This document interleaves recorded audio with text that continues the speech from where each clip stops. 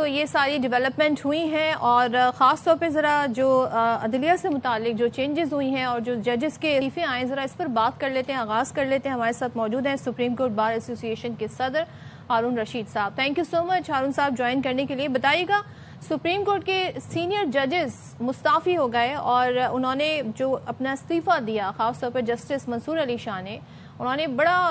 27ویں ترمیم کے حوالے سے ایک کہتے ہیں نا طویل اس میں لکھا ہے کہ کس طریقے سے جو یہ ترمیم ہے یہ آئین پر حملہ ہے، تو وہ تنقید کر رہے ہیں اس پر۔ آپ کا کیا موقف ہے جو پوائنٹ انہوں نے ریز کیے؟ خاص طور پہلے تو بتائیے گا 2 سینئر ججز کا مستعفی ہونا 27ویں آئینی ترمیم کے بعد یہ کیا اندیا دیتا ہے؟ دیکھیں، اگر دیکھا جائے تو جسٹس منصور علی شاہ اور جسٹس اطہر من اللہ صاحب نے بھی آئین کے تحت یہ حلف لیا ہوا تھا، لیکن آئین کی خلاف ورزیاں انہوں نے خود کی، اور جب وہ جوڈیشل سسٹم کا حصہ تھے اسی دوران انہوں نے ججمنٹس بھی ایسی دیں، اور سپریم کورٹ میں ججز کے درمیان جو رفٹ پیدا ہوئی وہ بھی انہی کی وجہ سے، اور خاص کر اطہر من اللہ صاحب اس کے ماسٹر مائنڈ تھے، اور انہوں نے یہ کام شروع کیا تھا جب وہ سپریم کورٹ میں ایلیویٹ ہو گئے تھے، اور یہ گروپنگ ہو گئی تھی، اور جس کے تحت ایک سیاسی جوڈیشری میں سیاست کو فروغ دیا گیا تھا۔ ججز کے گروپ ہو گئے تھے، کوئی کسی پارٹی کے ہو گئے تھے، کوئی کسی پارٹی کے، تو جب حلف لیا جاتا ہے تو وہ ملک اور قوم کے لیے کام کیا جاتا ہے، اور اپنے فیصلے جو ہیں قانون اور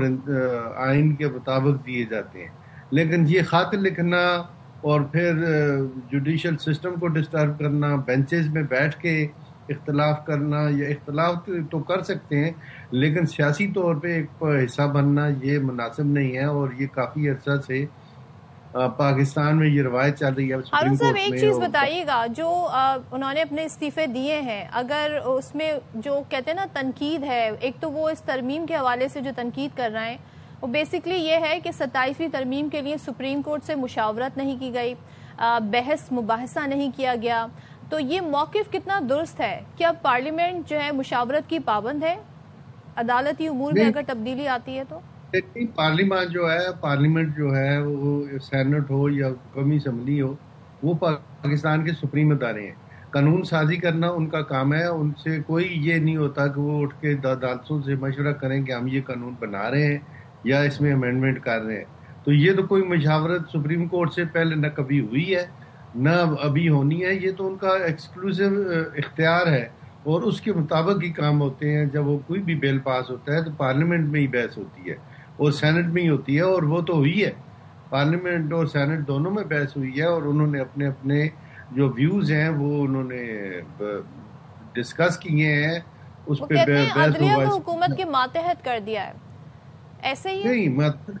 یہ کیسے ماتحت ہو سکتا ہے؟ ان کو ایک علیحدہ کوڈ بنا کے دے دی گئی ہے، اور یہ پبلک فیسیلیٹیشن کے لیے ہوئی ہے، پبلک انٹرسٹ میں ہوئی ہے، کہ آپ دیکھیں کہ لاکھوں کے حساب سے سپریم کورٹ میں کیسز پینڈنگ ہیں، اور وہ سول ہیں، کرمنل ہیں، کارپوریٹ ہیں، یا جو بھی ہیں، تو وہ تو لگتے ہی نہیں، اور اگر لگتے ہیں جب تو اس وقت اس کا کوئی فائدہ اس لیے نہیں ہوتا کہ ٹائم گزرنے کے بعد معاملات چینج ہو جاتے ہیں، یا تو کوئی اگر جیل میں ہے تو وہ اپنی سزا پوری کر لیتا ہے،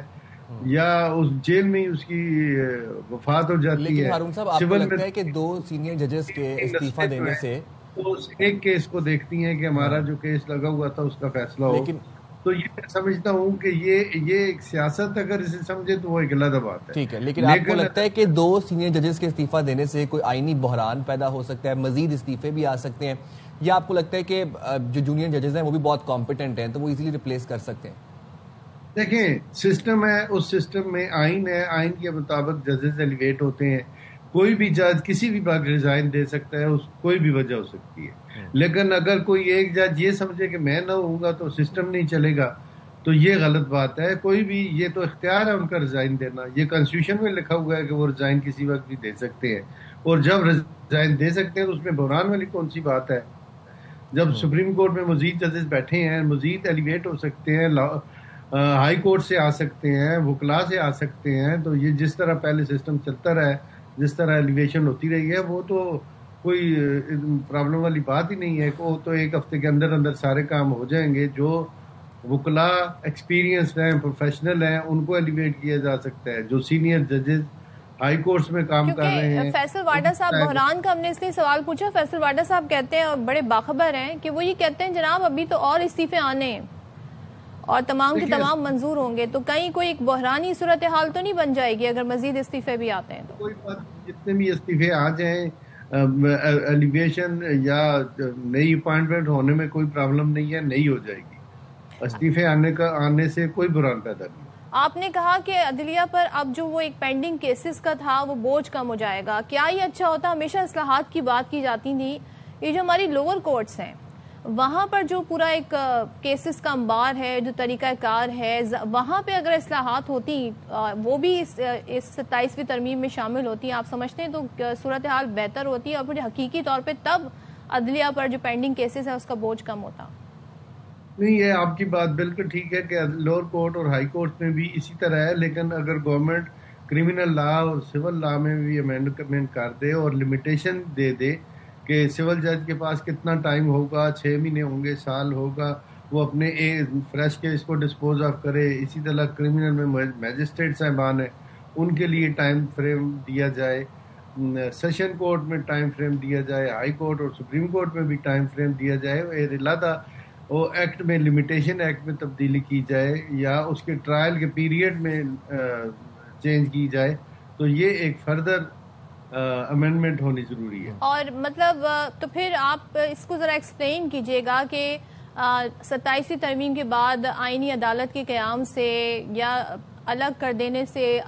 سپریم کورٹ کو اور آئینی عدالت کو یہ جو کیسز ہیں یہ جلد نمٹنے میں کیسے مدد ملے گی اوور آل؟ دیکھیں نا، اب دیکھیں نا، جس طرح پریویسلی ریسنٹ پاسٹ میں فل بینچ بیٹھ جاتے تھے اور کانسٹیٹیوشن پٹیشن کو 10 دن اور 2 ہفتے سنا جاتا تھا، اور جو پبلک لیٹیگیشن ہے وہ کیسز نہیں سنے جاتے تھے. تو اب ایکسکلوسیولی جو سپریم کورٹ ہے وہ سول، کرمنل، کارپوریٹ یا ادروائز کیسز سنیں گے، اور جو کانسٹیٹیوشنل کورٹ ہے وہ صرف کانسٹیٹیوشنل میٹر کو سنے گی، تاکہ ایک تو ٹائم بچے گا اور پبلک کو ٹائم ملے گا، اور دونوں کورٹوں میں جب پبلک جائے گی تو اپنے کیسز کی ڈسپوزل جلدی ہو پائے گی. اور ہارون صاحب، اپوزیشن تو وفاقی آئینی عدالت پر اعتراض کر ہی رہی ہے، اس پر سپریم کورٹ بار کا کیا موقف ہے؟ اور دوسرے ہم نے یہ بھی دیکھا کہ ججز کو ٹرانسفر کرنے کا معاملہ بھی سپریم جوڈیشل کاؤنسل دیکھے گی، اس پر بھی سپریم کورٹ بار کا کیا موقف ہے؟ دیکھیں نا، میں تو سپریم کورٹ بار کا پریزیڈنٹ ہوں، ہمارا یہی موقف ہے کہ کورٹ بنی ہے، کورٹ میں پبلک کو فیسیلیٹیٹ کرنے کے لیے 2 کورٹ بن گئی ہیں. اب ایک کورٹ اپنا کام کرے گی، دوسری کورٹ اپنا کام کرے گی، اور اس میں اگر ججز مزید بھی ایلیویٹ کیے جائیں تو کمی ججز کی پوری کر دی جائے تاکہ ڈسپوزل جلدی ہو. اور ہارون صاحب، بڑی تنقید ہوتی رہی جی سوموٹو کے جو اختیارات ہیں چیف جسٹس کے پاس، اس پہ اب یہ اختیارات ختم کر دیے گئے ہیں اور سیاسی جماعتیں بڑی اس پر تنقید بھی کرتی رہی ہیں، تو آپ سمجھتے ہیں کہ یہ درست فیصلہ کیا گیا ہے؟ لیکن نا، اختیارات تو چیف جسٹس کے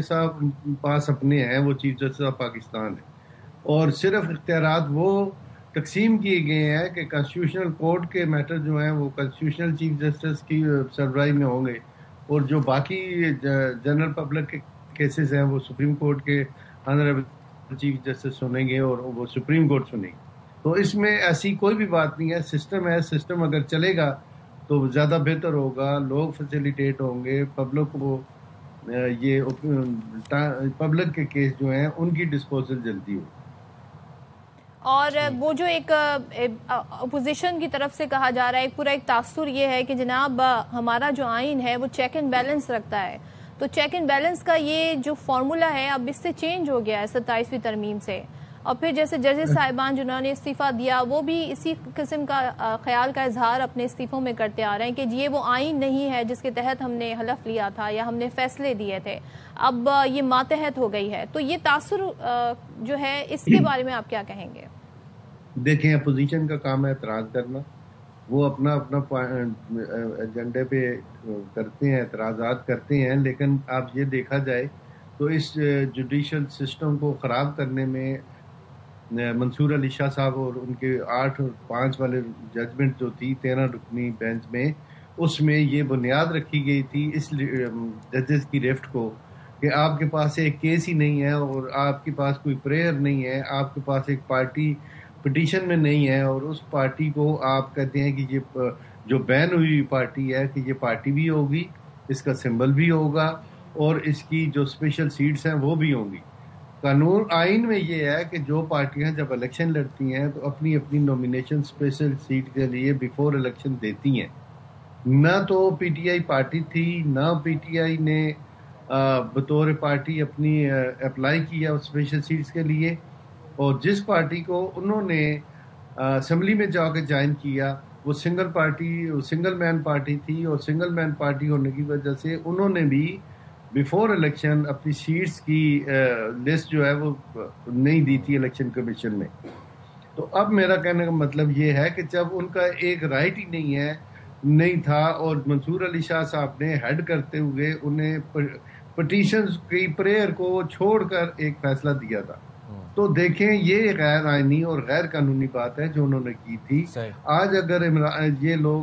ریزائن کر رہے ہیں تو یہ رائٹلی اسی لیے ریزائن کر رہے ہیں کہ انہوں نے غلطیاں خود کی ہوئی تھی, اور جو بھی سپریم کورٹ میں رفٹ پیدا ہوئی ہے وہ انہی اطہر من اللہ اور منصور شاہ صاحب کی وجہ سے ہوئی ہیں. اور اگر انہوں نے ریزائن کیا تو میرا خیال ہے کہ اب سسٹم زیادہ بہتر چلے گا, تاکہ سپریم کورٹ میں ججز آپس میں یہ آپ کی رائے ہے. صدر سپریم کورٹ بار ایسوسی ایشن ہارون رشید صاحب کہہ رہے ہیں کہ اطہر من اللہ اور جسٹس منصور علی شاہ, جسٹس اطہر من اللہ کے ریزائن کے بعد سسٹم زیادہ بہتر چلے گا. ہارون رشید صاحب یہ موقف رکھتے ہیں.